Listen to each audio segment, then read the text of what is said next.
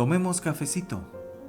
Es un tiempo para meditar juntos en la palabra de Dios en el siguiente tema: Santa Indignación. La Biblia dice en el Evangelio según San Juan capítulo 2 versículos del 16 al 19 lo siguiente: A los que vendían palomas les dijo: quiten de aquí estas cosas y no hagan más de la casa de mi Padre casa de mercado. Entonces se acordaron sus discípulos de que estaba escrito: el celo por tu casa me consumirá. Los judíos le respondieron y le dijeron: ya que haces estas cosas, ¿qué señal nos muestras? Respondió Jesús y les dijo: destruyan este templo y en 3 días lo levantaré. ¿Qué podemos mencionar de este Jesús con un látigo en la mano? En primer lugar, su ira está dirigida hacia los que perpetuaban las mentiras que mantenían atado a todo un pueblo que desesperadamente necesitaba acercarse a la persona de Dios. De hecho, las confrontaciones más fuertes del Mesías sucederían siempre con los que alimentaban un sistema religioso que decía representar los intereses de Dios, pero con el que no guardaba similitud alguna. Los que mantenían esclavizado al pueblo eran precisamente aquellos con más acceso a la palabra del Señor, por lo que se reservó para ellos una condenación más severa. En segundo lugar, queda claro que Jesús no veía el comercio en la casa de Dios como una simple torpeza, sino más bien como una verdadera abominación.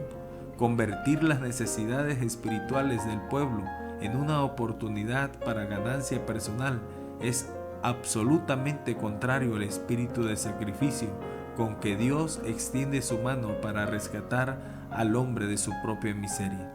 Esto no es más que un despiadado comercio con la miseria de otros que, al igual, pudiéramos decir que se asemejan al empresario fúnebre que aprovecha la congoja de una familia para venderle servicios que no han solicitado.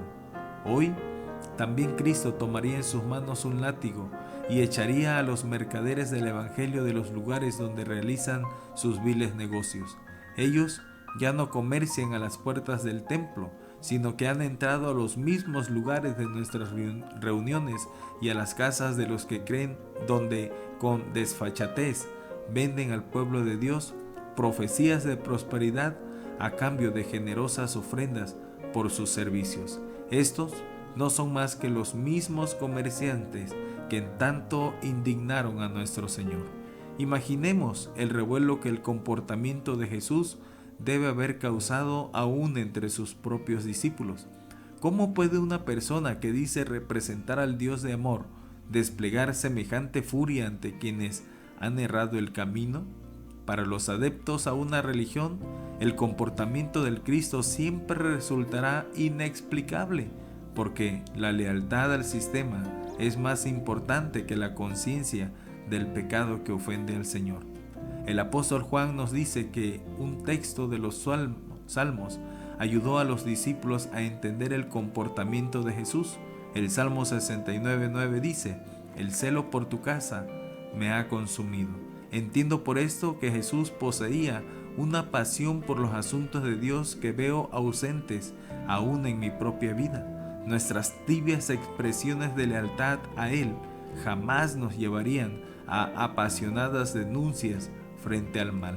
Quizás esta falta de pasión es la que nos lleva a la incomodidad cuando la vemos tan claramente expresada en la vida del Hijo de Dios. Existe en Él una osadía y una entrega que jamás puede producir en nosotros la multitud de nuestras reuniones.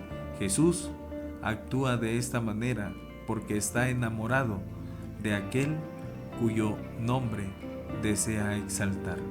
La meditación de este día es que tengamos santa indignación, que tengamos celo por todas las cosas de Dios y las cuidemos de tal manera que Él se sienta agradado por nosotros.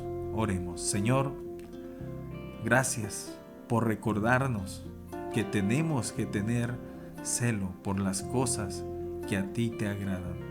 Dios, ayúdanos a ser mejores cada día, Te pido una bendición para cada persona que escucha este audio. Y yo te pido, Señor, que tu bendición les ayude en todo este día. En el nombre de Jesús. Amén. Que la paz, el amor y la gracia de nuestro Señor Jesucristo sea con cada uno de ustedes. Les ha hablado Miguel Ramírez, pastor de la Iglesia Bautista Jerusalén en Ciudad Juárez, Chihuahua. Que tengan un excelente día.